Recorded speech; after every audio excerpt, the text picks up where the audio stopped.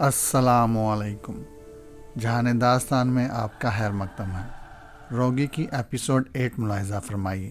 Sergeant مراد کو پیش آنے والے حادثات نے کوتوالی کے تمام عملے کو میری طرف سے بے حد محتاط کر دیا گیا تھا۔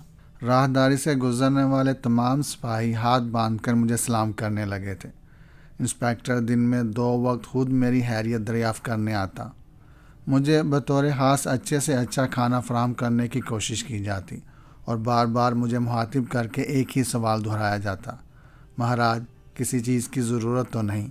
دوسرے روز مجھے ایک مقامی مجسٹریٹ کے روبرو پیش کیا گیا، پھر دوبارہ حوالات میں پہنچا دیا گیا۔ اس کے بعد باقاعدہ کچہری میں کیس کے لیے پیش ہوا۔ سرکاری وکیل نے فرد جرم پڑھی، پھر عدالت کو یہ باور کرانے کی کوشش کی کہ منورما کا قاتل میرے سوا کوئی اور نہیں ہے۔ میرے خلاف منورما کے 2 پڑوسیوں کو بطور گواہ پیش کیا گیا، جنہوں نے پہلے یہ بیان دیا تھا کہ انہوں نے قتل والی رات مجھے آخری بار مقتولہ کے مکان میں جاتے دیکھا تھا، لیکن عدالت میں آنے کے بعد انہوں نے بیان بدل دیا اور مجھے پہچاننے سے قطعی انکار کر دیا تھا۔ میرے منتر کے بیروں نے دونوں گواہوں کو بیان بدلنے پر مجبور کر دیا تھا۔ وکیل سرکار کے اس سوال کے جواب میں کہ انہوں نے پہلے پولیس کے روبرو میرے خلاف شہادت کیوں دی تھی، دونوں گواہوں نے مجسٹریٹ سے یہی کہا کہ پولیس نے ان سے زبردستی بیان پر دستخط کرائے تھے۔ گواہوں کے انکار کے بعد مجھے ٹہرے میں طلب کیا گیا۔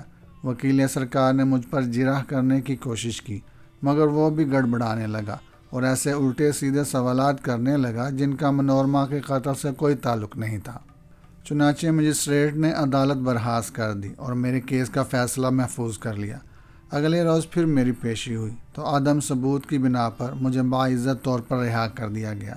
میں مجسٹریٹ کا فیصلہ سن کر مسکراتا ہوا عدالت سے باہر آیا تو خلاف توقع ہوٹل کا مالک سامنے موجود تھا۔ مجھے دیکھتے ہی اس نے لپک کر میرے قدم چھو لیے، پھر ہاتھ باندھ کر بولا: مہاراج، مجھے وشواس تھا کہ تم نردوش ہو، پولیس کو منہ کی کھانی پڑے گی۔ تم کیسے ہو بالک؟ میں نے پوچھا۔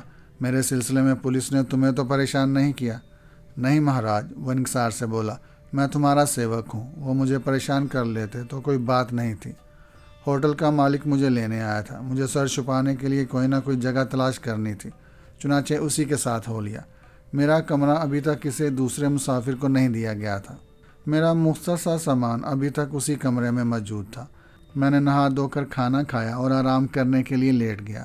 حالات کے پیش نظر اب میرے لیے یہ ضروری ہو گیا تھا کہ پہلی فرصت میں انسپکٹر رحمان کی بہن راہیلہ سے انتقام لے لوں، پھر پجاری لچمن داس سے الجھنے کا منصوبہ بناؤں۔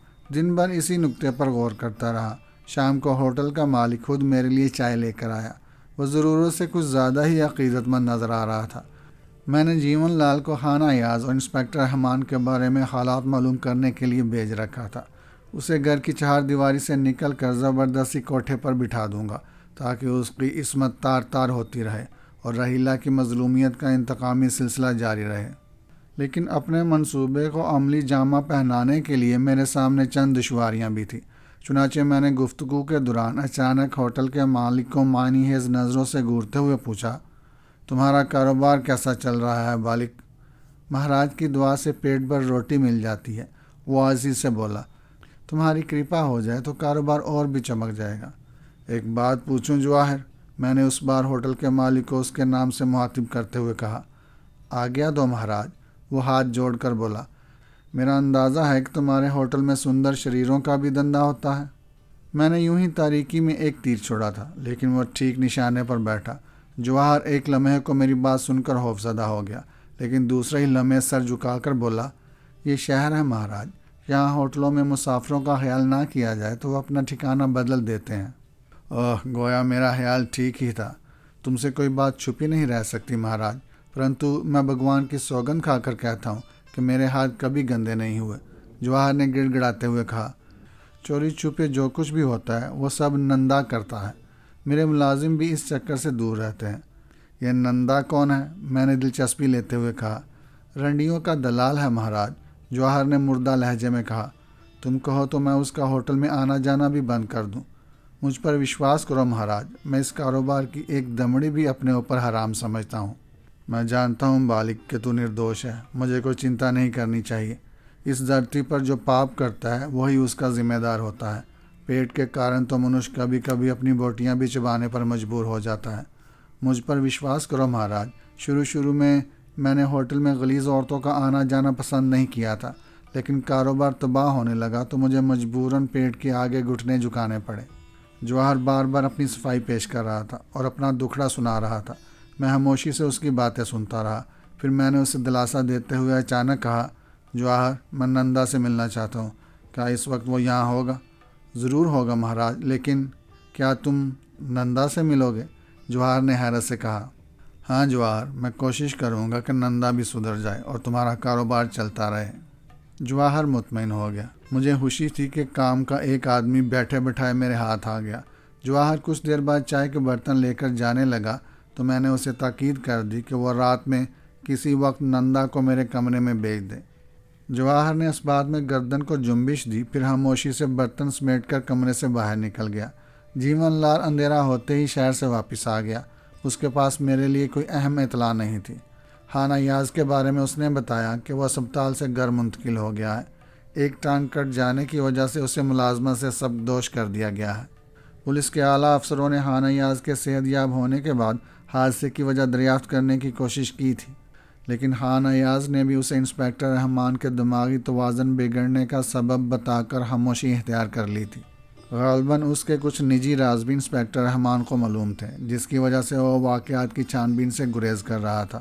انسپکٹر رحمان کے بارے میں جیون لال نے بتایا کہ اس نے عدالت کے روبرو صحت جرم ماننے سے بار بار انکار کیا تھا، لیکن عینی گواہوں کی تعداد اس کی بے گناہی کے مقابلے میں اتنی زیادہ تھی کہ مجسٹریٹ کو اس کا فیصلہ کرنے میں کوئی دشواری نہیں ہوئی۔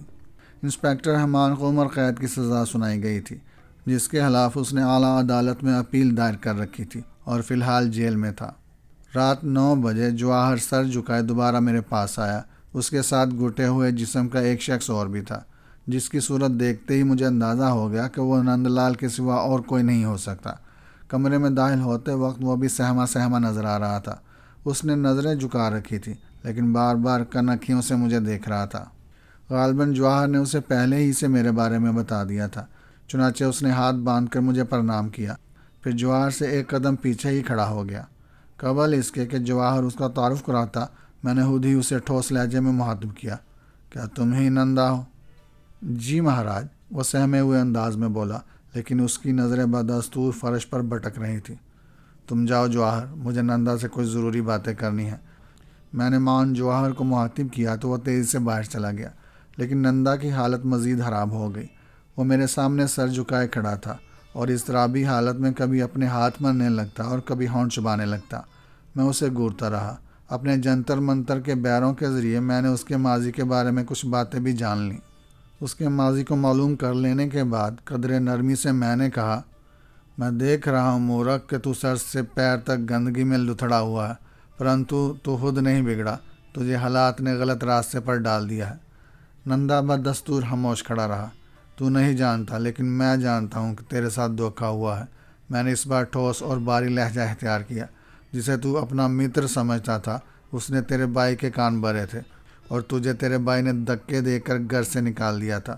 اس مورخ کو یہ بھی معلوم نہیں تھا کہ تیرے متر اور اس کی دھرم پتنی کے درمیان شریر کا سمبند قائم تھا۔ نندا چونک کر میری طرف دیکھنے لگا۔ اس کے چہرے کے تاثرات بتا رہے تھے کہ میری بات سن کر اس کے ذہن کو شدید جھٹکا پہنچا ہے۔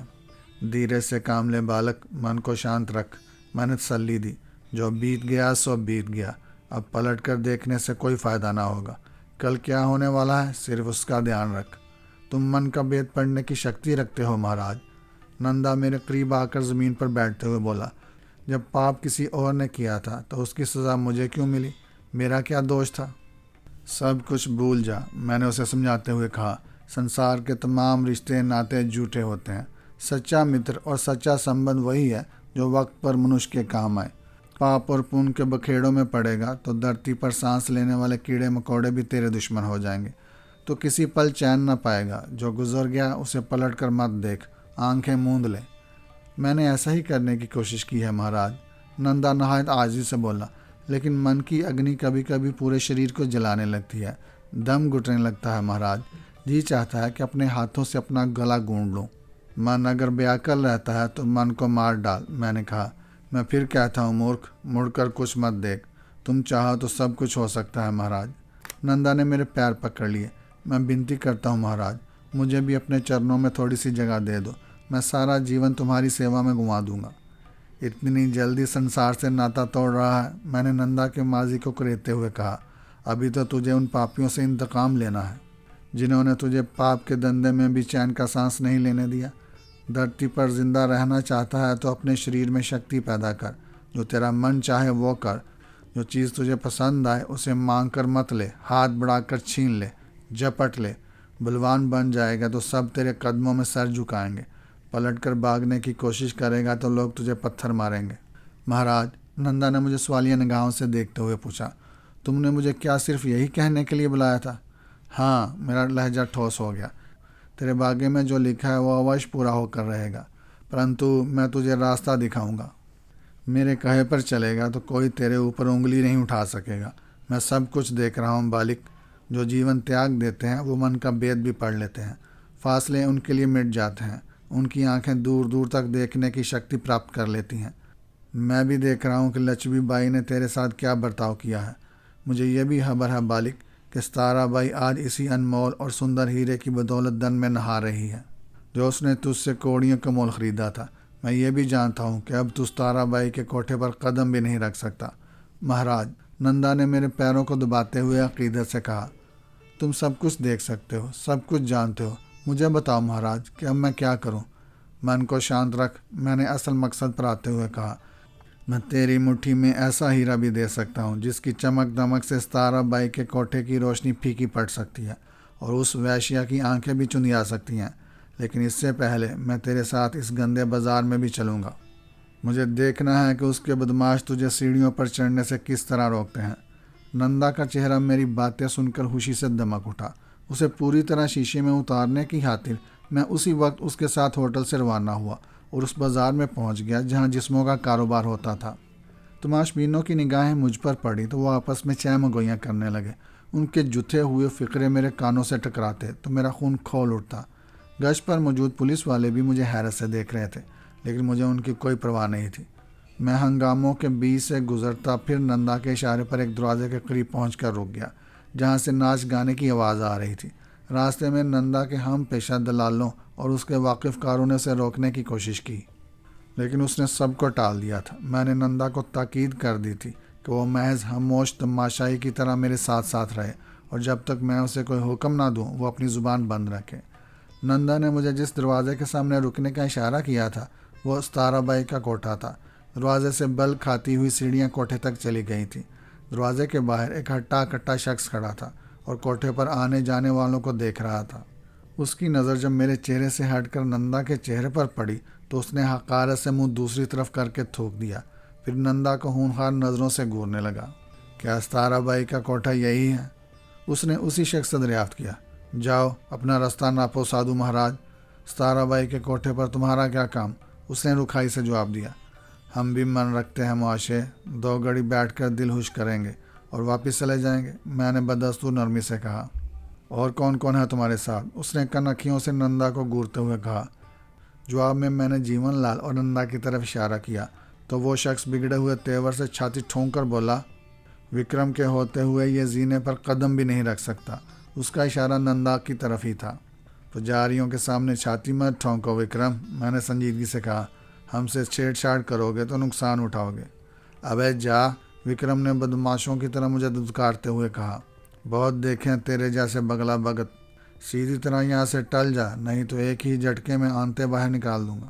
جیون لال، میں نے پلٹ کر جیون لال کو مخاطب کیا، اسے اپنے ساتھ لے جا کر کسی گندے گٹر میں پھینکو، میں نندا کے ساتھ اوپر جا کر من بہلاتا ہوں۔ میں نندا کا ہاتھ تھام کر سیڑھیوں کی جانب بڑھا تو وکرم راستے میں خائل ہو گیا، لیکن دوسرے ہی لمحے جیون لال نے کوئی ایسا منتر پڑھ کر پھونکا کہ وکرم نے جھک کر باری باری میرے اور نندا کے پیروں کو ہاتھ لگایا، پھر خاموشی سے ایک طرف چلنے لگا۔ میں نے پلٹ کر دیکھا تو جیون لال بھی اس کے پیچھے پیچھے جا رہا تھا۔ نندا کے چہرے پر حیرت ہی حیرت تھی، اسے اپنی قوت بینائی پر یقین نہیں آ رہا تھا۔ میں نے اسے ساتھ آنے کا اشارہ کیا اور سیڑھیاں چڑھنے لگا۔ ستارہ بائی کی محفل اس وقت پورے شباب پر تھی۔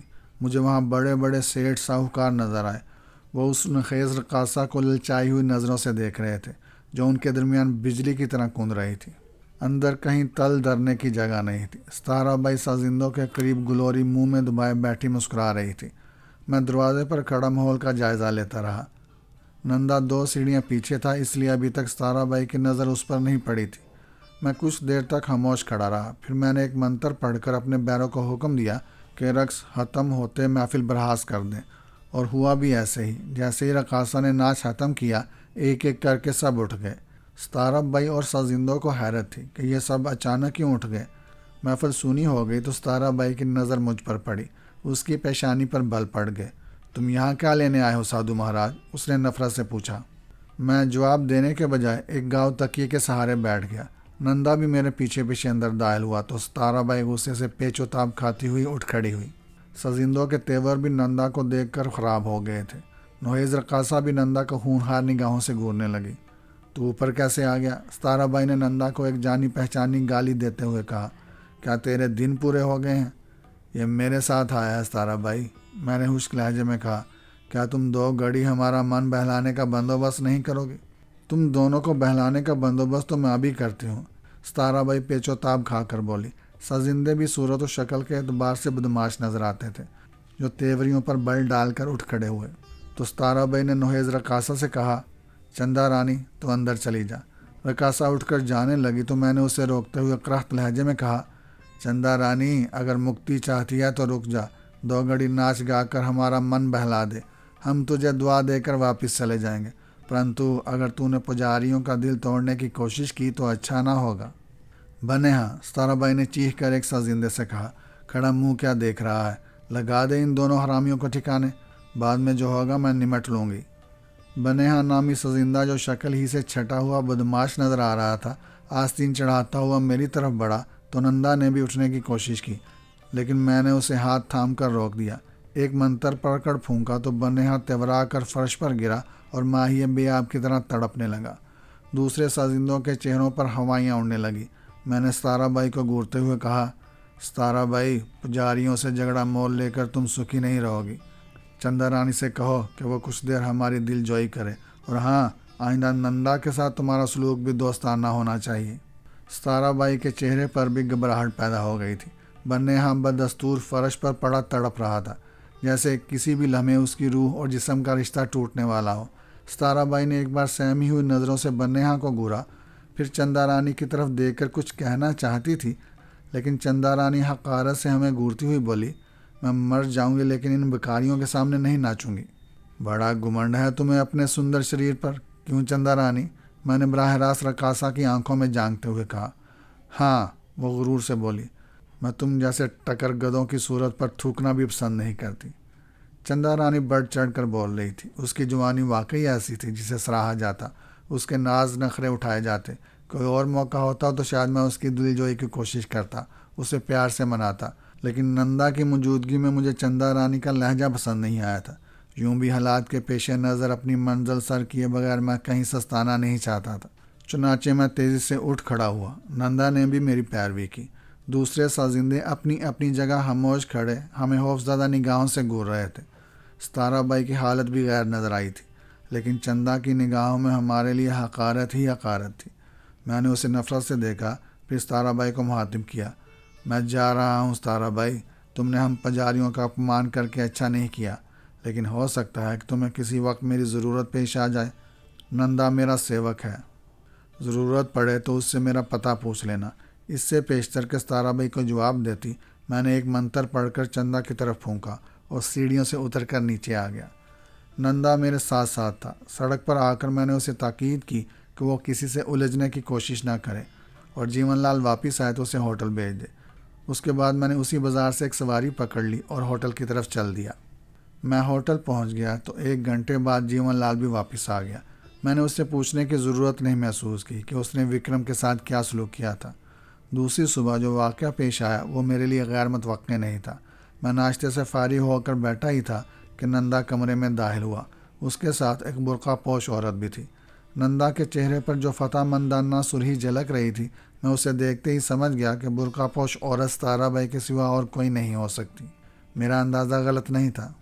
برقع پوش عورت نے میرے قریب آ کر نقاب ہٹاتے ہوئے گڑ گڑانا شروع کر دیا۔ وہ ستارہ بائی تھی۔ مہاراج، مجھے معاف کر دو، مجھ سے بھول ہو گئی تھی، میں نے تمہیں پہچاننے میں غلطی کی تھی۔ جب تک تم معاف نہیں کرو گے میں تمہارے چرن نہیں چھوڑوں گی، میں بنتی کرتی ہوں مہاراج۔ بہت بیعقل نظر آ رہی ہو ستارہ بائی، میں نے حقارت سے پوچھا۔ کیا ہوا، کوئی بپتا آن پڑی ہے کیا؟ مجھے اتنی کڑی سزا مت دو مہاراج، وہ میرے قدموں پر سر رکھ کر بولی، پھر ہاتھ جوڑ کر کہنے لگی، چندا ابھی کمسن ہے، اسے اتنی کڑی سزا نہ دو، وہی ہمارا سب کچھ ہے مہاراج، ہم سے جو بھول ہو گئی ہے ہم اس کی معافی مانگتے ہیں۔ کیا ہوا چندا رانی کو؟ میں نے زہریلے لہجے میں پوچھا۔ کیا وہ ابھی تک ہم بیکاریوں سے روٹھی ہوئی ہے؟ رات تمہارے جانے کے بعد سے اس کی آواز بند ہو گئی ہے، ستارہ بائی گڑ گڑاتی رہی۔ صبح سے وہ اپنے پیروں پر کھڑی ہونے کے قابل بھی نہیں رہی۔ بھگوان کے لیے مہاراج ہمارا قصور معاف کر دو۔ نندا کے بارے میں اب تمہارے کیا وچار ہیں؟ میں نے خشک لہجے میں پوچھا۔ ستارہ بائی جلدی سے ہاتھ جوڑ کر بولی، یہ آج سے میرے کاروبار میں برابر کا شریک ہوگا، میں وچن دیتی ہوں مہاراج، اب وہی ہوگا جو تم کہو گے۔ اسے میرے کہنے پر क्षमा کر دو مہاراج، نندا نے پہلی بار ستارہ بائی کی سفارش کی۔ اس کے ساتھ جو کچھ ہو چکا ہے وہی بہت ہے، تو میرا سیوک ہے نندا، تو کہتا ہے تو میں اسے معاف کیے دیتا ہوں، میں نے فراخ دل کا مظاہرہ کرتے ہوئے کہا۔ پھر ستارہ بائی کو مخاطب کر کے بولا، میں نے چندا کو جو سزا دی تھی وہ واپس لے لیتا ہوں۔ تمہاری بڑی کرپا مہاراج، میں سارا جیون تمہارا یہ احسان نہیں بھولوں گی۔ ستارہ بائی کے چہرے پر زندگی کے آثار پھیل گئے۔ ستارہ بائی، میں نے ٹھوس لہجے میں کہا، ہم پجاری لوگ کسی کا نقصان نہیں چاہتے، اگر تو نے سچے دل سے نندا کو اپنے کاروبار میں شریک کر لیا ہے تو میں تجھے ایک اور ہیرا دان کروں گا۔ میں سمجھی نہیں مہاراج، ستارہ بائی نے میری بات کو سن کر چونکتے ہوئے کہا۔ مجھے فوراً اپنی غلطی کا احساس ہوا، چنانچہ میں نے جلدی سے بات بناتے ہوئے کہا، جو ہیرا تجھے ملنے والا ہے وہ چندا سے زیادہ انمول اور سندر ہے۔ جو دھرم سے منہ موڑ کر غلطیاں کرتے ہیں انہیں اپنے کیے کی سزا بھی بھگتنا پڑتی ہے، دیوی دیوتاؤں کی مرضی پوری ہو کر رہتی ہے۔ ہم پجاری ہیں، ہمیں آکاش سے جو سندیش ملتا ہے اسے پورا کرنا ہمارا دھرم ہے۔ میں نے مختصراً کہا، اتنا دھیان رہے کہ اس کنیا کو تمہیں کڑی نگرانی میں رکھنا ہوگا، اگر وہ تمہارے جال سے نکل گئی تو پھر دیوتا تم سے ناراض ہو جائیں گے، تمہارا جیون نشٹ ہو جائے گا، پھر تمہاری سہایتا کرنا پنڈت پجاری کے بس کا روگ نہیں ہوگا۔ ہم ویسا ہی کریں گے مہاراج جیسا تم کہو گے، ستارہ بائی اور نندا نے یک زبان ہو کر جواب دیا۔ اب تم جا سکتی ہو ستارہ بائی، تمہارے گھر پہنچنے تک چندا ٹھیک ہو چکی ہوگی، پرنتو آئندہ خیال رکھنا، پجاریوں کا من توڑنا اچھا نہیں ہوتا، ہم منوش سے کچھ مانگنے کے بجائے اسے کچھ دان ہی کر دیتے ہیں۔ اب ایسا کبھی نہیں ہوگا مہاراج، ستارہ بائی نے عقیدت سے جواب دیا، پھر میرے قدم چومتی ہوئی واپسی کے لیے اٹھ گئی۔ میں نے نندا کو جاتے وقت شام کو دوبارہ ملنے کا حکم دیا اور آنکھیں بند کر کے آنے والے حالات پر غور کرنے لگا۔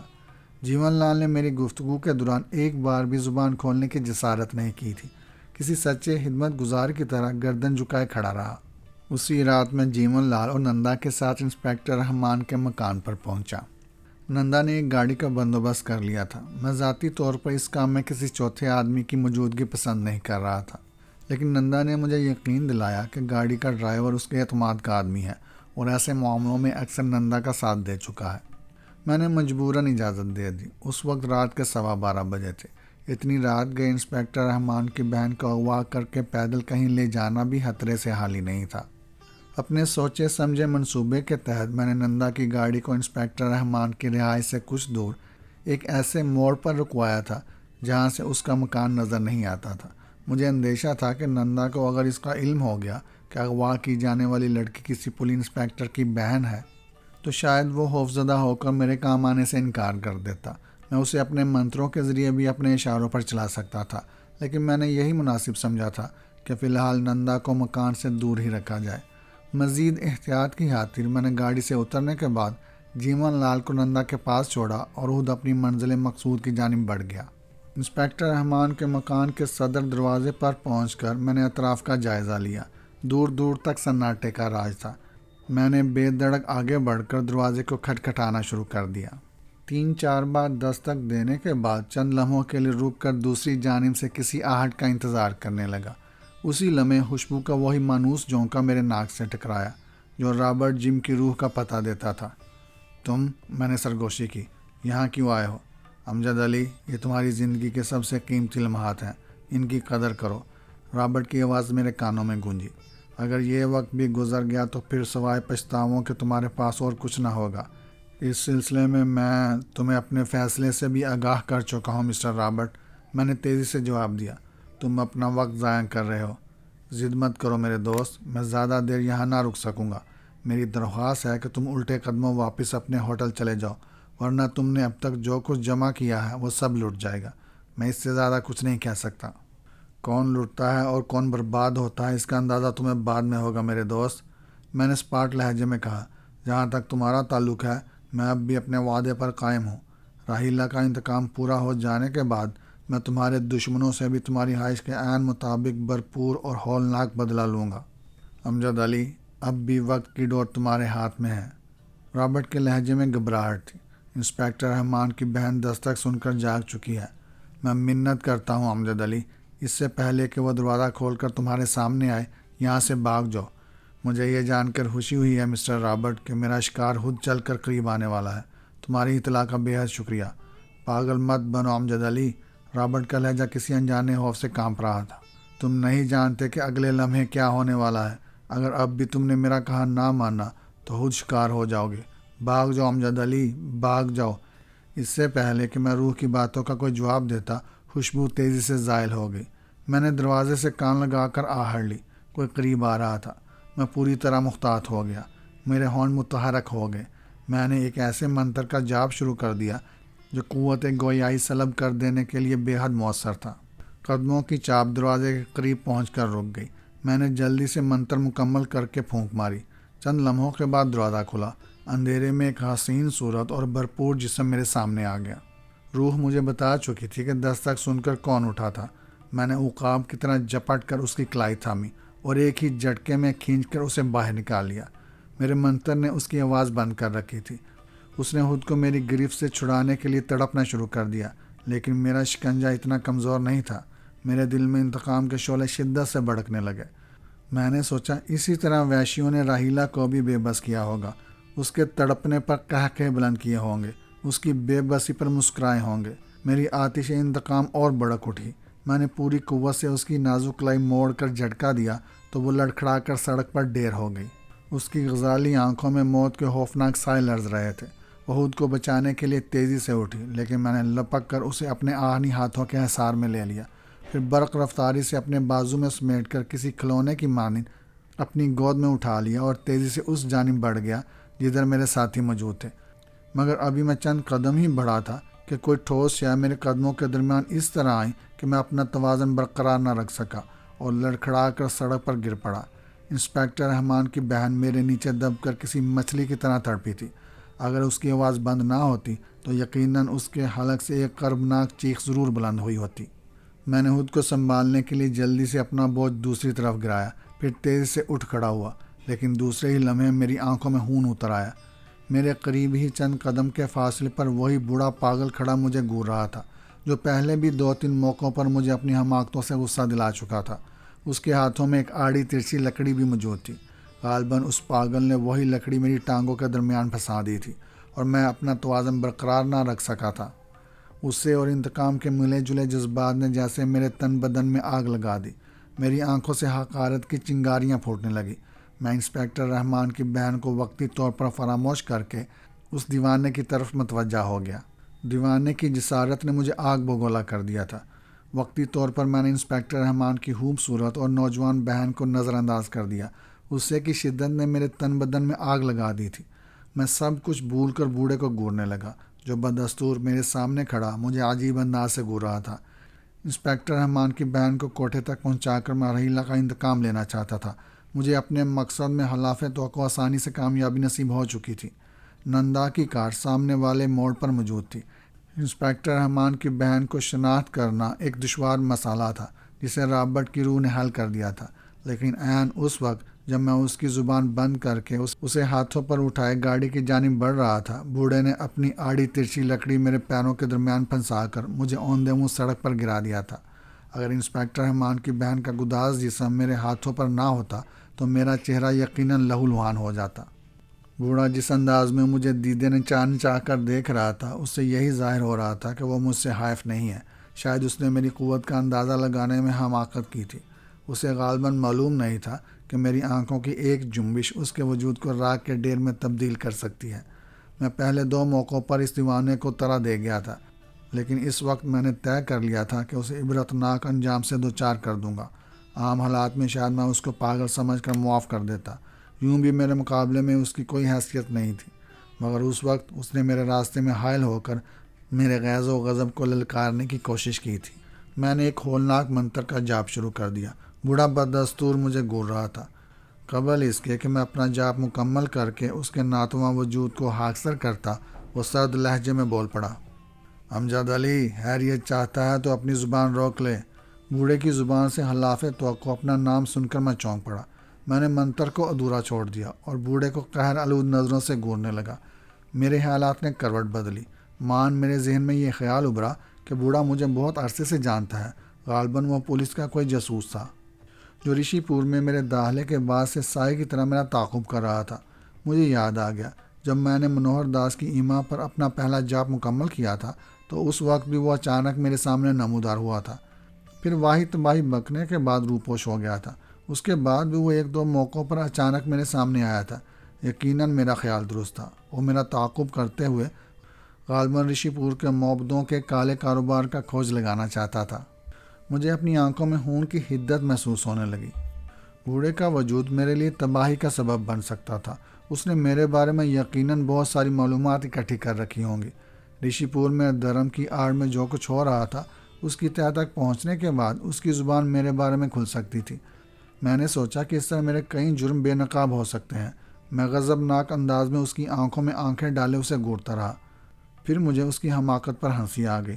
بوڑھے نے میرے ماضی کے بارے میں بہت کچھ معلوم کر لیا ہوگا، لیکن اس کے باوجود غالباً اسے میری پرسرار قوتوں کے بارے میں کچھ معلوم نہیں تھا۔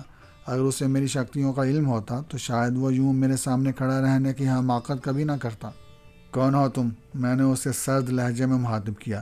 میرے نام کے علاوہ میرے بارے میں اور کیا کچھ جانتے ہو؟ تیرے بارے میں؟ بوڑھا حقارت سے بولا، تیرے بارے میں سب کچھ جانتا ہوں بدبخت۔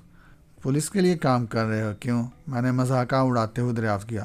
مجھ سے کیوں پوچھ رہا ہے؟ اپنی ناپاک قوتوں کو آواز دے، ان سے پوچھ لے میرے بارے میں۔ گاہک ہونے کے ساتھ ساتھ تجربہ کار بھی معلوم ہوتے ہو۔ میں مسکرا دیا۔ تمہاری جگہ کوئی نہ تجربہ کار ہوتا تو میرے مقابلے پر اس طرح تنہا نہ جمع رہتا، لیکن یقین رکھو اس بار میں تمہارے ساتھ کوئی رعایت نہیں کروں گا۔ پھر انتظار کس بات کا ہے؟ آواز کیوں نہیں دیتا اپنی شیطانی طاقتوں کو؟ بوڑھا گرج کر بولا، میں جاننا چاہتا ہوں کہ تم نے میرے بارے میں کیا کیا باتیں معلوم کی ہیں۔ میں نے اس کا مضحکہ اڑانے کی کوشش کی۔ جب موت تمہارا مقدر بن چکی ہے تو زبان بند رکھنے سے فائدہ؟ جو کچھ تمہارے اندر دفن ہے اسے اگل ڈالو۔ ذہن کا بوجھ مرنے سے پہلے ہلکا ہو جائے تو روح پرسکون ہو جاتی ہے اور جسم بھی ہلکا ہو جاتا ہے۔ بوڑھے نے میری بات کا کوئی جواب نہیں دیا، خاموش کھڑا مجھے گھورتا رہا۔ اندھیرے کے باوجود میں دیکھ رہا تھا کہ وہ سرتا پال لرز رہا ہے۔ شاید موت کے تصور نے اسے بہت زیادہ خوفزدہ کر دیا تھا۔ ہاتھ میں دبی ہوئی لکڑی پر اس کی گرفت بار بار پھسل رہی تھی۔ موت کا تصور بہت بھیانک ہوتا ہے، لیکن اگر تم سچے دل سے وعدہ کر لو پھر میرے تعاقب کی حماقت نہیں کرو گے اور میرے بارے میں جو کچھ جانتے ہو مجھے بتا دو گے تو میں تمہارے بارے میں رعایت کے لیے غور کر سکتا ہوں۔ تو اور میرے ساتھ رعایت برتے گا؟ بوڑھا کپ کپاتی آواز میں بولا۔ ہاں، اور اس کے لیے تمہیں مجھ سے اپنی زندگی کی بھیک مانگنی پڑے گی۔ چلا جا، بوڑھے نے ہاتھ اٹھا کر مجھے دھتکارتے ہوئے کہا۔ میں کہتا ہوں میرے سامنے سے دور ہو جا، نہیں تو پچھتائے گا۔ خوب، میں بے اختیار ہنس دیا۔ گویا تم میرے ساتھ وہی داؤ چل رہے ہو جو میں اختیار کر رہا ہوں۔ دلچسپ آدمی ہو۔ وقت کی قدر کر بدبخت، وہ بدستور غصے سے بولا۔ اس معصوم لڑکی کا خیال ترک کر کے اپنی منحوس صورت میرے سامنے سے ہٹا لے۔ اوہ سمجھا، میں نے قدر سنجیدگی اختیار کرتے ہوئے کہا۔ تم نے غالباً انسپکٹر رحمان کی بہن کو بچانے کے لیے اپنی زندگی داؤ پر لگائی ہے۔ بحث مت کر بد نصیب، میں کہتا ہوں کہ میرے سامنے سے دور ہو جا۔ بوڑھا سرتا پا لرز رہا تھا۔ جس نے تیرے ساتھ برا کیا ہے جا کے ان کے ساتھ سر پھوڑ بدبخت، کسی معصوم اور بے گناہ کو کیوں برباد کرنا چاہتا ہے؟ گھبراؤ نہیں بوڑھے سراغر صاحب، میں انسپکٹر رحمان کی بہن کی بربادی سے پہلے تمہارے دل کی دھڑکنوں کو ہمیشہ کے لیے بند کر دوں گا۔ میں نے اس بار کرخت لہجہ اختیار کیا۔ دنیا کی کوئی طاقت مجھے اس انتقامی کارروائی سے باز نہیں رکھ سکتی۔ مردود، تو کفر بک رہا ہے، اب بھی وقت ہے، سیدھی راہ اختیار کر لے۔ توبہ کے دروازے بند ہو گئے تو ایک طویل عرصے تک بے چین رہے گا۔ بکواس بند کر بوڑھے اور مرنے کے لیے تیار ہو جا، میں نے حقارت سے کہا، اور اسی ہولناک جاب کا منتر شروع کر دیا۔ میں کہتا ہوں ہوش میں آ جا امجد علی، بوڑھا غضبناک لہجے میں بولا۔ کیوں میرے جلال کو للکار رہا ہے؟ تباہی تیرا مقدر بن گئی، تو سیدھے راستے کو تلاش کرتے کرتے تیری عمر بیت جائے گی۔ میں نے بوڑھے کی باتوں کو یکسر نظر انداز کر دیا۔ میرے دل میں انتقام کے شعلے بھڑک رہے تھے۔ میں اس دیوانے کو اپنے راستے سے ہٹانے کا تہیہ کر چکا تھا۔ میں نے جاب مکمل کر کے اشارہ کیا تو شعلے بھڑک کر اس کی سمت لپکے، لیکن بوڑھے کو کوئی گزر نہیں پہنچا۔ مجھے پہلی بار مایوسی کا سامنا ہوا تو میرا خون کھول اٹھا۔ میں نے یکے بعد دیگرے تمام منتروں کو آزما ڈالا۔ کبھی آسمان سے دہتے ہوئے انگاروں کی بارش ہوئی، کبھی زمین سے زہریلے ناگ نمودار ہو کر دیوانے کی جانب لپکے، لیکن وہ بددستور محفوظ اور اپنی جگہ پر کھڑا مجھے قہر آلود آنکھوں سے گھورتا رہا۔ میں ایک حملے کی ناکامی سے تل ملا کر زیادہ شدومت سے دوسرا حملہ کرتا، لیکن ہر بار مجھے مایوسی ہوتی۔ تقریباً نصف گھنٹے تک میں اس پر خوفناک حملے کرتا رہا، پھر پسینے میں شرابور ہو کر ہانپنے لگا تو بوڑھا انتہائی سرد لہجے میں بولا، اتنی جلدی ہانپنے لگا بدبخت، ناپاک قوتوں پہ بس اتنا ہی گمنڈ تھا تجھے؟ مردود، 2-4 منتر جنتر اور یاد ہوں تو انہیں بھی آزما ڈال، پھر میری باری آئے گی۔ بوڑھے کی سرد آواز مجھے میرا وجود جھنجھوڑتے ہوئے محسوس ہوئی۔ میں نے جواب دینے کی کوشش کی، لیکن زبان نے میرا ساتھ نہ دیا۔ مجھے اپنی ناکامی پر حیرت ہو رہی تھی۔ میں نے لچمن داس جیسے خطرناک پجاری سے بھی مقابلہ کرتے وقت خود کو اتنا بے بس اور کمزور محسوس نہیں کیا تھا جتنا اس وقت ایک بوڑھے کے مقابلے میں محسوس کر رہا تھا۔ اور پھر میرے ذہن میں رابرٹ کی روح کا تصور ابھر آیا۔ اس نے مجھے انسپکٹر رحمان کی بہن کو اغوا کرنے سے متعدد بار روکنے کی کوشش کی تھی۔ اس نے کہا تھا کہ اگر میں نے ضد نہ چھوڑی تو میرا سب کچھ برباد ہو جائے گا۔ ڈکے چھپے لفظوں میں اس نے یہاں تک کہہ دیا تھا کہ اگر میں نے ارادہ تبدیل نہ کیا تو کوئی پرسرار قوت میری تمام شکتیاں مجھ سے چھین لے گی۔ میں نے خوفزدہ نگاہوں سے بوڑھے کی طرف دیکھا۔ غالباً رابرٹ کا اشارہ اسی بوڑھے کی طرف تھا جو مجھ سے زیادہ قوتوں کا مالک ثابت ہوا تھا۔ رابرٹ نے کہا تھا کہ اگر بندشیں عائد نہ ہوتی تو وہ مجھے آنے والے خطرات کی نوعیت سے آگاہ کر دیتا، لیکن وہ مجبور تھا۔ اس وقت بھی جب میں نے انسپکٹر رحمان کے دروازے پر دستک دی تھی، روح نے مجھ سے یہی کہا تھا کہ میں زندگی کے ان سب سے قیمتی لمحات کی قدر کروں اور وقت برباد کرنے کے بجائے وہاں سے ہٹ جاؤں، لیکن میں نے رابرٹ کی ہر بات کو ٹھکرا دیا تھا، اور اب میں بے بسی کے عالم میں کھڑا اس بوڑھے کو حالی حالی نظروں سے دیکھ رہا تھا، جس کے وجود کو کچھ دیر پہلے میں بے حد حقیر اور کمزور سمجھ رہا تھا۔ چپ کیوں کھڑا ہے؟ بوڑھا غصیلے انداز میں بولا۔ امجد علی سے اجیت کمار مہاراج بن کر تو اپنی اوقات بھول گیا تھا، ہواؤں میں اڑنے لگا تھا کافر، اندھا ہو گیا تھا بدبخت۔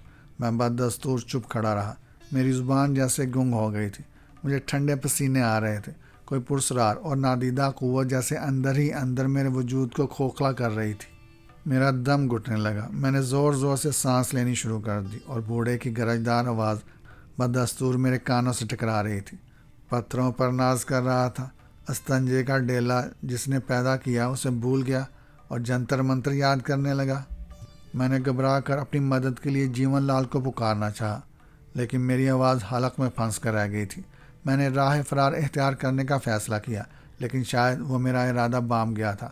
اس نے ہاتھ میں پکڑی ہوئی آڑی ترچھی لکڑی فضا میں بلند کی اور اسے گھما کر میری طرف پھینکا۔ میں نے خود کو بچانا چاہا لیکن بچ نہ سکا۔ مجھے صرف اتنا یاد ہے کہ لکڑی کی ضرب نے مجھے سڑک پر گرا کر مرغے بسمل کی طرح تڑپنے پر مجبور کر دیا۔ میں نہ جانے کتنی دیر زندگی اور موت کی کشمکش سے دوچار رہا تھا، مجھے کچھ یاد نہیں۔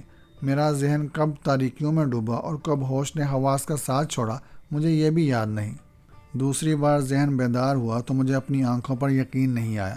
میں انسپکٹر رحمان کی رہائش گاہ کے سامنے پختہ سڑک پر بے ہوش ہوا تھا، لیکن اس وقت میں ایک خوبصورت اور آراستہ کمرے میں ایک مسحری پر دراز تھا۔ کمرے کا ساز و سامان اور اس کی آرائش بتا رہی تھی کہ صاحب جاندار اعلیٰ ذوق کا مالک ہے۔ میں چند ثانیے تک بستر پر پڑا ماحول کا جائزہ لیتا رہا۔ مجھے گزری ہوئی باتیں ایک ایک کر کے یاد آ رہی تھیں۔ میں نے اپنے جسم کو ٹٹولا، وہاں کسی زخم کا کوئی نشان نہیں تھا۔ مایوسی سے اٹھ بیٹھا۔ کمرے میں صرف ایک ہی دروازہ تھا جو بند نظر آ رہا تھا۔ نہ جانے مجھے اس کمرے تک کون اٹھا لایا تھا۔ میرے ذہن میں جیون لال اور نندا کا خیال آیا۔ یقیناً ان دونوں میں سے کسی ایک نے مجھے یہاں تک پہنچایا ہوگا۔ مجھے واپسی میں دیر ہو گئی ہوگی تو وہ مجھے دیکھنے کے لیے نکلے ہوں گے، پھر مجھے سڑک پر بے ہوش دیکھ کر وہ مجھے اس کمرے تک لے آئے ہوں گے۔ میں بستر سے اتر کر فرش پر بچھے ہوئے دبیز قلین پر ٹہلنے لگا۔ مجھے خوب یاد تھا کہ بوڑھے کی لکڑی جسم سے مس ہوتے ہی مجھ پر کرب اور اذیت کا شدید حملہ ہوا تھا، مگر اس وقت مجھے کسی درد، کسی تکلیف کا کوئی احساس نہیں تھا۔ شاید جیون لال نے اپنی قوتوں کی مدد سے مجھے ٹھیک کر دیا تھا۔ میں کچھ دیر تک ٹہلتا رہا، پھر یکلخت مجھے اپنی پرسرار قوتوں کا خیال آیا تو میری دھڑکن تیز ہو گئی۔ میں نے ڈرتے ڈرتے ایک منتر پڑھنا شروع کیا، لیکن اس کا کوئی نتیجہ ظاہر نہیں ہوا۔ کچھ دیر بعد میں نے دوسرا منتر آزمایا، لیکن منتروں کے بیروں نے میرے اشاروں پر عمل نہیں کیا۔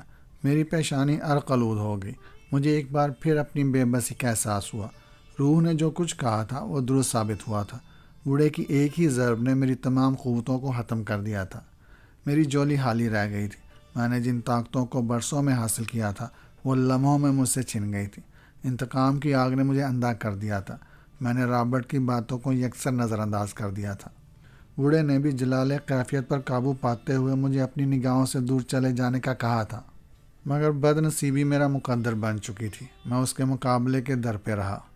وہ ضرور کوئی اللہ کا برگزیدہ بندہ تھا، کوئی بزرگ تھا، مجذوب تھا، جسے میں دیوانہ اور پاگل سمجھتا رہا، لیکن اب ان باتوں پر کفِ افسوس بننا بیکار تھا۔ جو ہونا تھا ہو چکا تھا۔ گزرے ہوئے لمحات اور کمان سے چھوٹا ہوا تیر واپس نہیں آ سکتے۔ میں نے اپنے ذہن سے تمام پریشان خیالات جھٹک دیے، یہ جاننے کے لیے کہ میں اس وقت کہاں ہوں اور مجھے یہاں تک کون لایا ہے۔ میں نے دروازے کی طرف قدم اٹھائے، لیکن ابھی میں دروازے تک پہنچ بھی نہیں سکا تھا کہ کواڑ تیزی سے کھلے۔ اپنے سامنے لچمن داس کو دیکھا تو میرے ذہن کو شدید جھٹکا لگا۔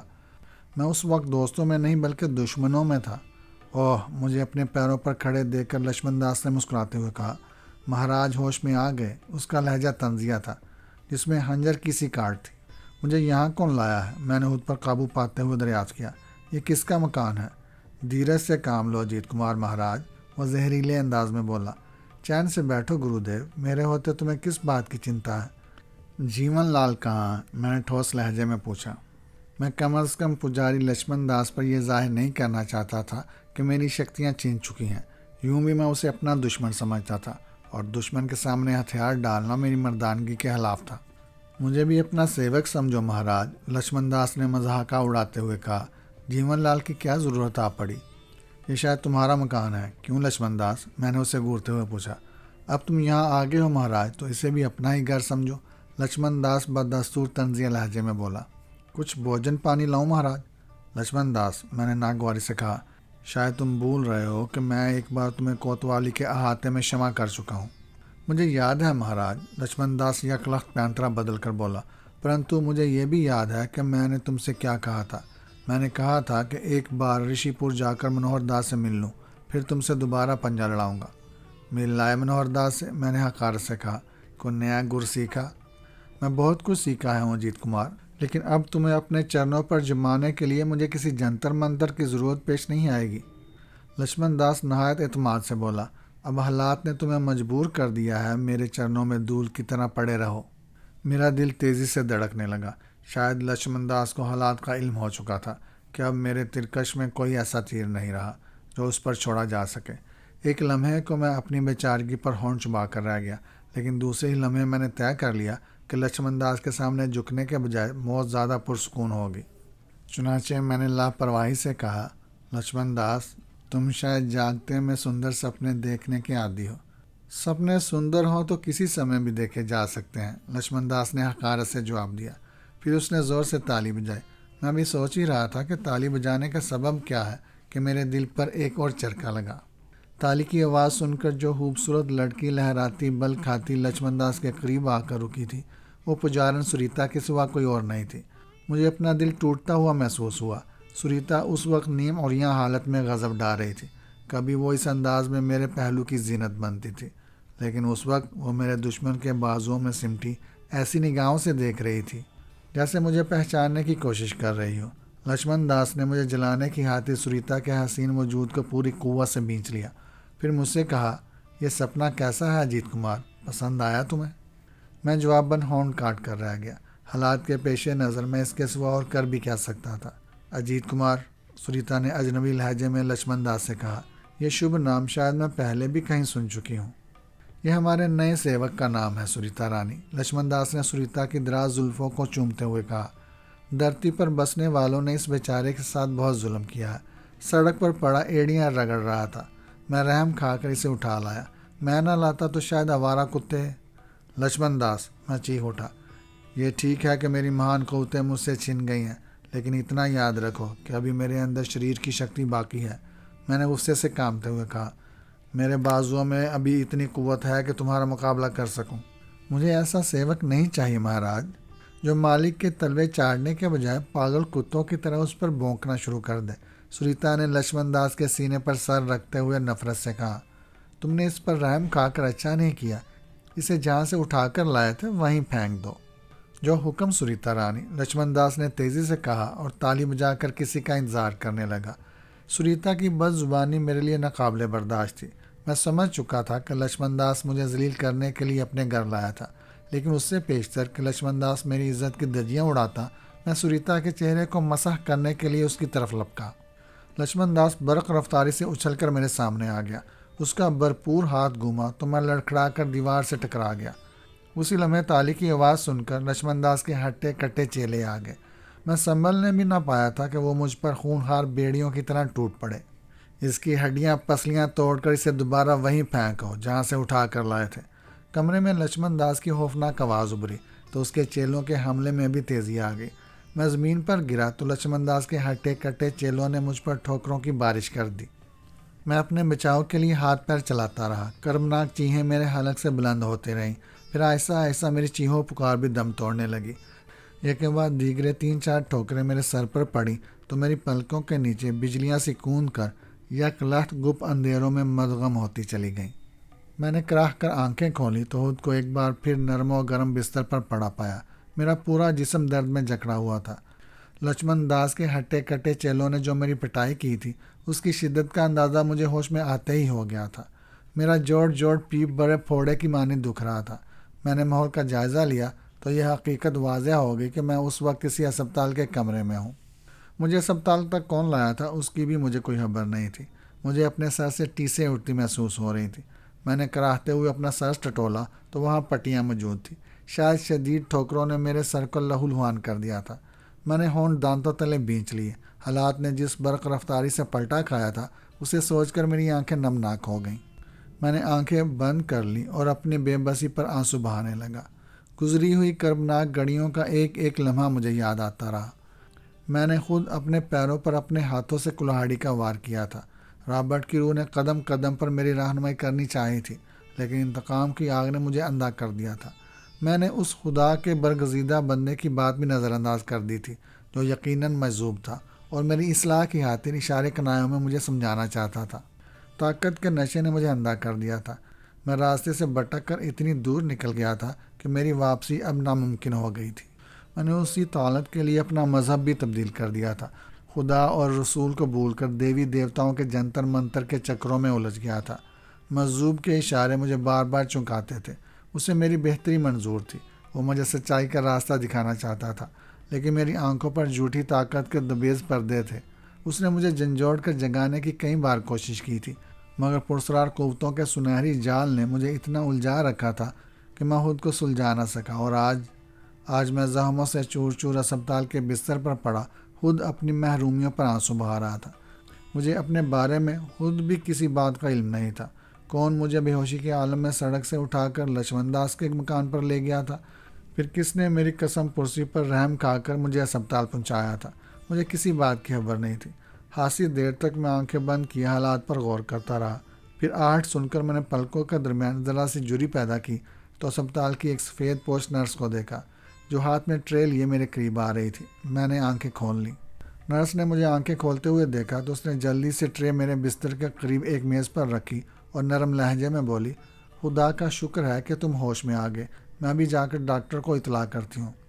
نرس، میں نے ڈوبتے لہجے میں اسے آواز دی، کیا تم بتا سکتی ہو کہ مجھے یہاں کون لایا تھا اور میری زندگی کی کتنی سانسیں باقی رہ گئی ہیں؟ مایوسی گناہ ہے بابا جی، نرس نے میرے حلیے کے اعتبار سے مجھے بابا جی کے خطاب سے نوازتے ہوئے کہا۔ اب تم ہوش میں آ گئے ہو تو تمہیں زیادہ خطرہ لاحق نہیں ہے، البتہ اگر تمہاری بے ہوشی کچھ اور طویل ہو جاتی تو صورتحال خطرناک بھی ہو سکتی تھی۔ کیا میں کئی گھنٹوں کے بعد ہوش میں آیا ہوں؟ میں نے نقاہت سے دریافت کیا۔ ہاں بابا جی، تم نے آج تیسرے روز آنکھیں کھولی ہیں، نرس نے سنجیدگی سے جواب دیا، پھر مسکرا کر بولی، لیکن اب تمہاری حالت خطرے سے باہر ہے۔ مجھے یہاں کون لایا تھا؟ میں نے اپنا سوال دہرایا۔ زیادہ باتیں مت کرو، تم بہت کمزور ہو اور تمہیں آرام کی شدید ضرورت ہے۔ چپ چاپ لیٹے رہو، میں ڈاکٹر کو بلاتی ہوں۔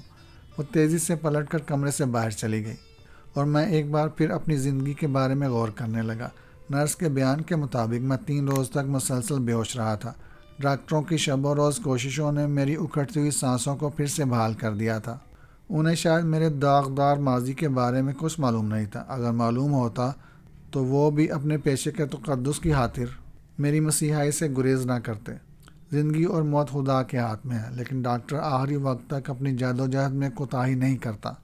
نرس جلد ہی واپس آ گئی۔ اس بار اس کے ساتھ ایک ڈاکٹر بھی تھا، جس نے آتے ہی میری نبض دیکھی اور نرس کو کوئی انجیکشن تیار کرنے کی ہدایت کی۔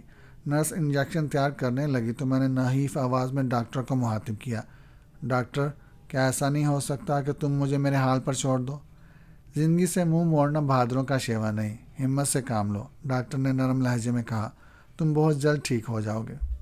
مجھے مر جانے دو ڈاکٹر، میں نے اپنی وحشتوں سے چھٹکارا پانے کے لیے درخواست کی۔ زندگی سے مجھے کوئی دلچسپی نہیں رہی۔ فی الحال تمہیں آرام اور سکون کی ضرورت ہے، ڈاکٹر نے سنجیدگی سے جواب دیا اور نرس کے ہاتھ سے انجیکشن لے کر میرے قریب آ گیا۔ سرنج کا محلول میرے وجود میں تحلیل ہوا تو مجھ پر غنودگی طاری ہونے لگی۔ غالباً وہ دعا خواب آور تھی۔ میرے پپوٹے بوجھل ہو کر آہستہ آہستہ بند ہوتے چلے گئے۔ ہر احساس بتدریج مگر تیزی کے ساتھ نیند کی وادیوں میں ڈوبتا چلا گیا۔ میں تقریباً 15 روز تک ہسپتال میں بستر پر پڑا رہا، پھر اس قابل ہو گیا کہ اپنے پیروں پر کھڑا ہو سکوں۔ نرس اور ڈاکٹروں کی مسیحائی میرے حق میں تریاق ثابت ہوئی۔ میرے زخم ایک ایک کر کے مندمل ہو گئے۔ میں نے حالات سے مفاہمت کر لی، خود کو وقت کے دائرے پر ڈال کر ہونٹ سی لیے۔ کچھ سوالات تھے جو اکثر میرے ذہن کو پریشان کرتے تھے۔ مجھے اسپتال تک لانے والا کون تھا؟ اگر مجھے محض خدا ترسی کی خاطر زخموں سے چور حالت میں علاج کے لیے لایا گیا تھا تو مجھے لاوارث مریضوں کی طرح کسی جنرل وارڈ میں ہونا چاہیے تھا۔ میرے لیے علیحدہ کمرے کی کیا ضرورت تھی؟ اس اہتمام کے پیچھے کس کا ہاتھ تھا؟ ڈاکٹر اور نرسیں میرے سلسلے میں ہمہ وقت محتاط کیوں نظر آتے تھے؟ میرے سوالوں کے جواب میں وہ مسکرا کر پہلو تہی کس لیے اختیار کر لیتے تھے؟ میں اکثر ان سوالات کے بارے میں سوچتا رہتا، لیکن ایک دفعہ مجھے ان سوالات کا جواب مل گیا۔ اس روز میں ناشتے سے فارغ ہو کر بیٹھا ہی تھا کہ اسپتال کا ڈاکٹر ایک خوش پوش اجنبی کے ساتھ کمرے میں داخل ہوا۔ اجنبی برے ہوئے خدوخال اور ادھیڑ عمر کا تھا۔ اس کی بڑی بڑی آنکھوں میں ذہانت اور سخت دیری کے ملے جلے تاثرات دیکھ کر میرا ماتھا ٹھنکا۔ ڈاکٹر نے بغیر کسی تمہید کے اجنبی کا تعارف کراتے ہوئے کہا، مسٹر اجیت، ان سے ملو، یہ مسٹر وجے ناتھ ہیں اور محکمہ سراغ رسانی میں ایس پی کے عہدے پر مامور ہیں۔ مجھے اپنا دل ڈوبتا ہوا محسوس ہوا۔ میں نے مسافے کے لیے ہاتھ آگے بڑھا دیا۔ وجے ناتھ نے نہایت سرد مہری سے ہاتھ ملایا، پھر ایک خالی کرسی پر بیٹھ گیا۔ ڈاکٹر کچھ دیر بعد واپس چلا گیا تو وجے ناتھ نے نپے تلے انداز میں کہا، اجیت کمار، مجھے خوشی ہوئی ہے کہ تم مکمل طور پر صحت یاب ہو گئے ہو۔ کچھ لوگ ایسے بھی ہوتے ہیں جو زمین کا بوجھ بن جاتے ہیں، میں نے سنجیدگی سے جواب دیا، لیکن ہمیں تمہاری شدید ضرورت تھی۔ وجے ناتھ نے مجھے گھورتے ہوئے کہا، جس وقت ہم نے تمہیں زخمی حالت میں اسپتال پہنچایا تھا اس وقت تمہارے بچنے کی کوئی امید نہیں تھی۔ اگر تم مر جاتے اجیت کمار تو ہمارے کچھ فائل ادھورے رہ جاتے۔ آخری جملہ وجے ناتھ نے نہایت معنی خیز لہجے میں ادا کیا تھا، گویا میں ہسپتال میں پولیس کا مہمان تھا۔ کیوں مسٹر وجے؟ میں نے بددستور سنجیدگی سے کہا۔ تمہارا اندازہ درست ہے، وجے ناتھ نے لاپرواہی سے جواب دیا، پھر یک لخت مجھے تیز نظروں سے گھورتے ہوئے بولا، سب سے پہلے تم مجھے یہ بتاؤ کہ تمہیں کن حالات میں اور کن لوگوں نے زخمی کیا تھا؟ میں اندھیرے کی وجہ سے ان کے چہرے نہیں دیکھ سکا۔ میں نے وجے ناتھ کو اپنے ماضی کے بارے میں کچھ نہ بتانے کا فیصلہ کرتے ہوئے کہا، حملہ پوچھ سے کیا گیا تھا، ویسے میرا اندازہ ہے کہ حملہ کرنے والے ایک سے زیادہ تھے۔ کیا تم اس حملے کا سبب بتا سکتے ہو؟ میرا خیال ہے کہ اتنے جان لیوا حملے بلا وجہ نہیں کیے جاتے۔ ہو سکتا ہے کہ تاریکی کی وجہ سے حملہ آور کسی اور کے دھوکے میں مجھ پر ٹوٹ پڑے ہوں۔ یہ بھی ممکن ہے کہ تم جھوٹ بول رہے ہو، وجے ناتھ ہونٹ چباتے ہوئے بولا۔ ہمارے پاس تمہاری مکمل فائل موجود ہے، البتہ درمیان کی کچھ کڑیاں ادھوری رہ گئی ہیں جنہیں تم مکمل کرو گے۔ میں سمجھا نہیں مسٹر وجے ناتھ کہ آپ مجھ سے کیا معلوم کرنا چاہتے ہیں، میں نے لاپرواہی سے جواب دیا۔ وجے ناتھ نے رشی پور میں میرے قیام سے لے کر کوتوالی سے میرے فرار تک اور پھر میری رہائی سے انسپکٹر رحمان کی بہن کے اغوا تک کی تفصیل دہرائی اور مجھے سرد نگاہوں سے گھورتے ہوئے کرخت لہجے میں بولا، مجھے یہ بھی معلوم ہے کہ تمہارے ہاتھ خون میں رنگے ہوئے ہیں اور میں تمہاری اصلیت سے بھی واقف ہوں۔ انسان کی اصلیت ہمیشہ ایک ہوتی ہے، البتہ اس کے رنگ روپ بدلتے رہتے ہیں، میں نے دل کڑا کر کے جواب دیا۔ آپ نے میرے بارے میں جو تفصیل بیان کی ہے میں اس کی صحت سے بھی انکار کر سکتا ہوں۔ ہمارے پاس عینی گواہ موجود ہیں، وجے ناتھ غرایا۔ پھر آپ مجھ سے کیا دریافت کرنا چاہتے ہیں؟ میں نے اس بار بھی لاپرواہی سے جواب دیا۔ وجے ناتھ آپے سے باہر ہو کر بولا، امجد علی، میں صرف یہ معلوم کرنا چاہتا ہوں کہ تمہیں کن لوگوں نے زخمی کیا اور تم کس مقصد سے انسپکٹر رحمان کی بہن کو اغوا کرنا چاہتے تھے۔ یہ غلط ہے، میں نے ان کو سنبھالتے ہوئے احتجاج کیا۔ مجھ پر انسپکٹر رحمان کی بہن کو اغوا کرنے کا الزام بے بنیاد ہے۔ جیون لال کو جانتے ہو؟ وجے ناتھ نے خشک لہجے میں پوچھا۔ ہاں، وہ میرا ساتھی ہے، لیکن میرا خیال ہے کہ مجھے قانون کی گرفت تک پہنچانے والوں نے اس کے ساتھ بھی کوئی اچھا سلوک نہیں کیا ہوگا۔ میں نے روانی میں جیون لال کو اپنا ساتھی مان کر جو حماقت کی تھی، اس کا احساس مجھے اس وقت ہوا جب وجے ناتھ اٹھ کر دروازے تک گیا اور جیون لال کو ساتھ لے کر دوبارہ میرے سامنے آ گیا۔ میں نے جیون لال کو غور سے دیکھا تو لرز اٹھا۔ اس کی آنکھوں میں میرے لیے دوستی کا معمولی سا شائبہ تک نہیں تھا۔ میں نے اپنے ہونٹ کاٹنے شروع کر دیے۔ جیون لال، وجے ناتھ نے کہا، کیا تم بتاؤ گے کہ یہ انسپکٹر رحمان کے مکان پر رات گئے کس مقصد سے گیا تھا؟ جواب میں جیون لال نے نندا سے میری ملاقات اور ستارہ بائی کے کوٹھے پر ہونے والے واقعات کی تفصیل دہراتے ہوئے کہا کہ میں نندا کے ذریعے انسپکٹر رحمان کی بہن کو اغوا کر کے کوٹھے تک پہنچانا چاہتا تھا۔ جیون لال نے وجے ناتھ کو یہ بھی بتا دیا کہ میرے انتقام کی بنیاد کیا تھی۔ جیون لال کی زبان میرے ماضی کے اوراق الٹتی رہی۔ میں گونگ سا بیٹھا رہا۔ حالات نے میرے اطراف جو جال بنا تھا وہ ہر لمحے اتنا سخت ہوتا جا رہا تھا کہ مجھے فرار کی کوئی راہ نظر نہیں آ رہی تھی۔ میرے جرائم کی فہرست طویل ہو رہی تھی اور میں خود کو بے بس پا رہا تھا۔ جیون لال میرے بارے میں تمام معلومات اگل چکا تھا تو میرا دل چاہا کہ لچمن داس اور رشی پور کے دھرماتماؤں کو بھی اپنے ساتھ بے نقاب کر دوں، لیکن میں نے ضبط سے کام لیا، جلد بازی کا مظاہرہ نہیں کیا۔ مجھے احساس ہوا کہ اگر میری زبان کھل جاتی تو خود میرے ہی خلاف ایک اہم ثبوت مہیا ہو جاتا۔ میں نے نچلا ہونٹ اس شدت سے دانتوں تلے دبایا کہ وہاں ہونٹ جم کر رہ گیا۔ میرے پاس اپنے بچاؤ کی صرف ایک ہی صورت باقی رہ گئی تھی کہ میں اپنی زبان بند رکھوں اور اس وقت تک وجے ناتھ کے روبرو خاموش رہوں جب تک وہ مجھے عدالت میں پیش نہ کر دے۔ عدالت میں کھڑے ہو کر میں جو چاہتا کہہ سکتا تھا۔ کیوں مہاراج؟ وجے ناتھ نے جیون لال کے خاموش ہونے کے بعد زہریلے لہجے میں کہا، اب کیا خیال ہے تمہارا؟ مجھے فی الحال اپنی صفائی میں کچھ نہیں کہنا، میں نے دبی زبان سے کہا۔ میں صرف ایک بات دریافت کرنا چاہتا ہوں، وجے ناتھ نے پھر اپنا پرانا سوال دہرایا، تو میں کن لوگوں نے زخمی کیا تھا؟ میرے دشمنوں نے، میں نے خشک لہجے میں کہا۔ مجھ پر قاتلانہ حملہ کرنے والے میرے دوست نہیں ہو سکتے تھے۔ وجے ناتھ مجرم کی زبان کھلوانے میں بھی مہارت رکھتا ہے، اس کا اندازہ تمہیں سرکاری مہمان خانے میں پہنچنے کے بعد ہو جائے گا، وجے ناتھ نے خونخوار لہجے میں کہا اور اپنے ان ساتھیوں کو اندر بلایا جو ابھی تک کمرے سے باہر موجود تھے۔ میں نے اپنی گرفتاری پر قطعاً مزاحمت نہیں کی۔ اسپتال کے باہر پولیس کی مسلح گاڑی موجود تھی۔ سپاہیوں نے جانوروں کی طرح مجھے دھکے دے کر ایک بند گاڑی کے اندر دھکیل دیا اور دو سنگین بردار سپاہی میری نگرانی کے لیے اندر آ گئے۔ گاڑی کا انجن بیدار ہو گیا اور پولیس کی گاڑی حرکت میں آ گئی۔ جیل کی آہنی صلاحوں کے پیچھے اور بند کمروں میں مجھ پر جو گزری اس کی تفصیل بیان کرنا میری برداشت سے باہر ہے۔ وجے ناتھ نے میری زبان کا قفل توڑنے کے لیے جو مظالم ڈھائے اور جو طریقے اختیار کیے ان کی فہرست بہت طویل اور شرمناک ہے۔ میری جگہ کوئی اور ہوتا تو شاید اپنی ہونچ کا داستان قلم بند کرنے کے لیے زندہ نہ رہتا، لیکن موت نے بھی غالباً میری طرف سے منہ موڑ لیا تھا۔ مجھ پر روزانہ نت نئے ستم ڈھائے جاتے، میں روز مرتا اور روز جیتا تھا۔ کبھی مجھے ننگا کر کے میرے جسم پر سلونچے سے برسائے جاتے تو کبھی مجھے الٹا لٹکا کر میرے نیچے آگ روشن کر دی جاتی۔ جب میرے منہ اور ناک سے خون جاری ہو جاتا تو نیچے اتار کر میرے جسم پر پھندے سے پانی کے چھینٹے دیے جاتے۔ کبھی میرے ہاتھ پیروں کو شکنجوں میں جکڑ کر توڑا مروڑا جاتا اور کبھی میرا کوئی ناخن اکھاڑنے کی کوشش کی جاتی۔ میں بے دم ہونے لگتا تو میری سانسوں کا سلسلہ برقرار رکھنے کے لیے میرا علاج کیا جاتا۔ مجھ میں زندگی کے آثار نمودار ہونے لگتے تو پھر زود و کوب کرنے کا سلسلہ جاری ہو جاتا۔ کئی کئی دنوں تک مجھے بھوکا پیاسا رکھا جاتا تھا۔ پیاس کی شدت سے میرے حلق میں کانٹے پڑنے لگتے تو پانی کی جگہ کو غلیظ سیال پینے پر مجبور کیا جاتا۔ غرض یہ کہ مجھ پر ایسے ایسے مظالم ڈھائے جاتے تھے جنہیں میں آج بھی یاد کرتا ہوں تو میرے رونگٹے کھڑے ہو جاتے ہیں۔ وجے ناتھ نے تمام ہتھ کنڈے آزما ڈالے۔ اس کے پاس میرے خلاف لاتعداد ثبوت موجود تھے۔ نندا اور جیون لال کے علاوہ ستارہ بائی کی گواہیاں مجھے پھانسی کے پھندے تک لے جا سکتی تھی، لیکن وجے ناتھ کو ضد ہو گئی تھی کہ وہ ہر قیمت پر میری زبان سے ان لوگوں کے نام سنے گا جنہوں نے مجھے زخمی کر کے سڑک پر پھینکوا دیا تھا۔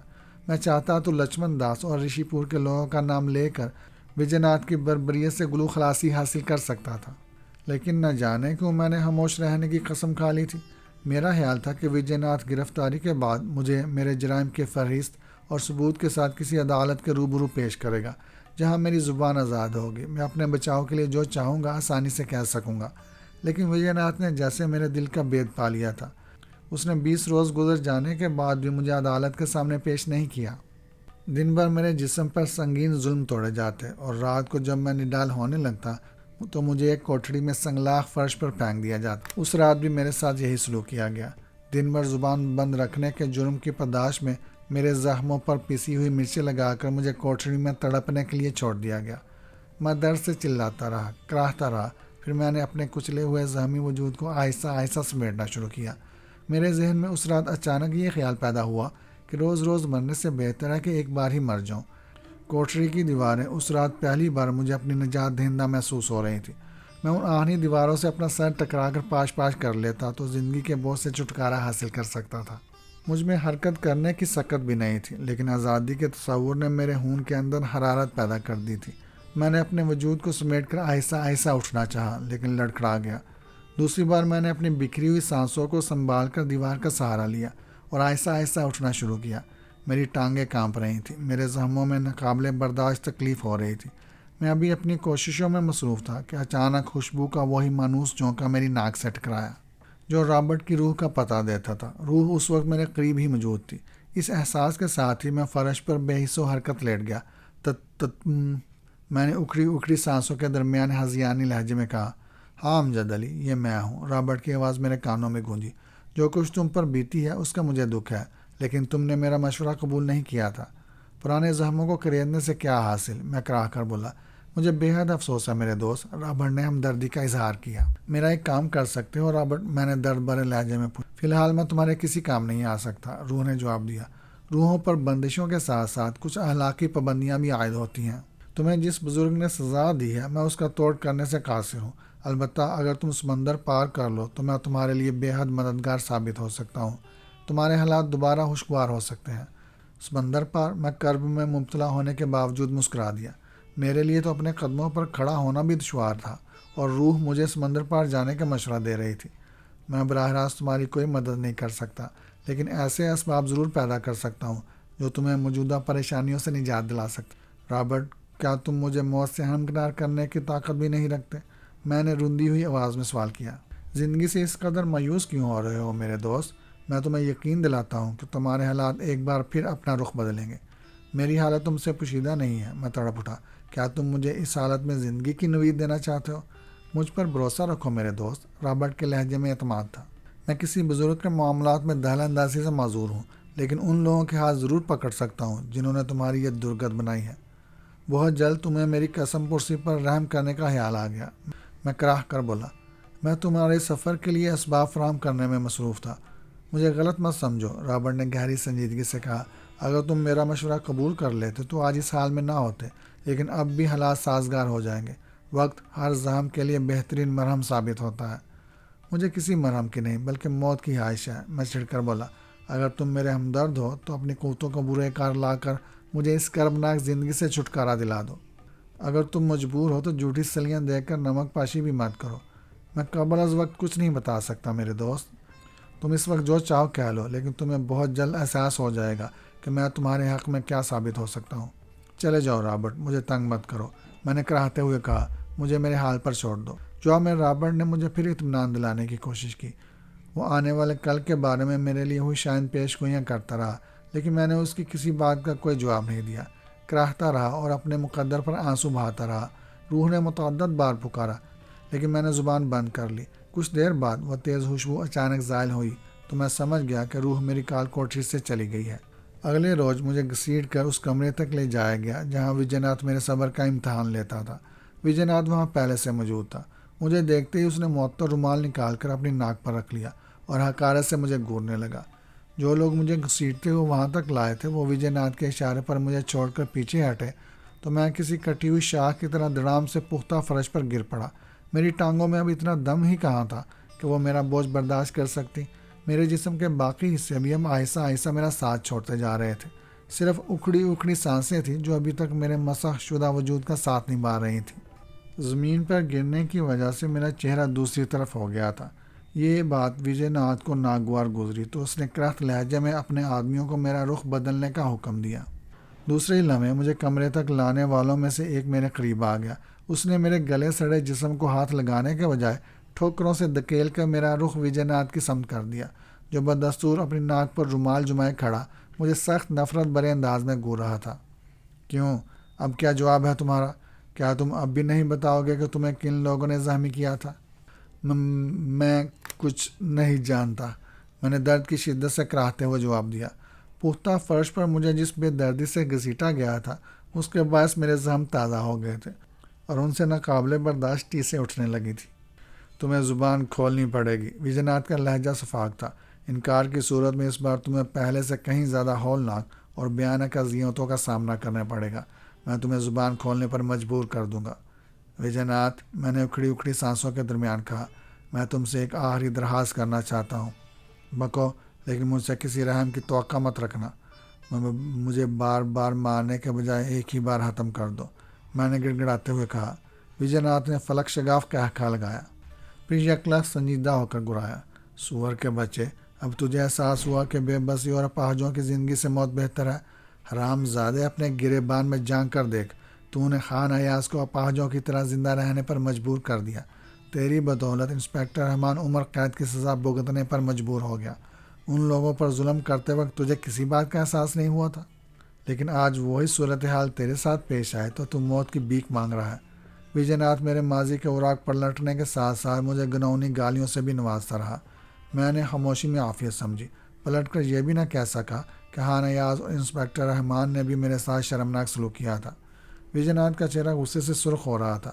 جب وہ دل کی بڑاس نکال چکا تو فیصلہ کن لہجے میں بولا، میں تجھ سے آخری بار پوچھ رہا ہوں، کیا تو میرے سوالوں کے جواب دینے پر تیار ہے؟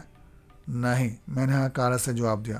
تم اپنے مظالم کی انتہا کر ڈالو تو تب بھی میں تمہارے کسی سوال کا جواب نہیں دوں گا۔ پھر سوچ لے حرام زادے، میں تجھے اتنی عبرتناک سزا دوں گا کہ تیری روح بھی بلبلا اٹھے گی۔ میں تم سے رحم کی درخواست نہیں کروں گا وجے ناتھ۔ میرا جواب سن کر وجے ناتھ کی آنکھوں میں خون اتر آیا۔ اس نے چیخ کر اپنے ماتحت سے کہا، اسے یہاں سے اٹھا کر اسپیشل روم میں لے جاؤ اور اس کے دونوں ہاتھ کاٹ کر پھینک دو، لیکن اتنا خیال رہے اسے مرنا نہیں چاہیے۔ اسے ہر قیمت پر زندہ رکھا جائے، لیکن اس طرح کہ موت بھی اس کی حالت پر رحم نہ کھا سکے۔ یہ ہولناک حکم صادر کرنے کے بعد وجے ناتھ نے ایک بار پھر مجھے حقارت سے گھورا اور پلٹ کر تیزی سے کمرے سے باہر نکل گیا۔ یہ کہانی ابھی جاری ہے۔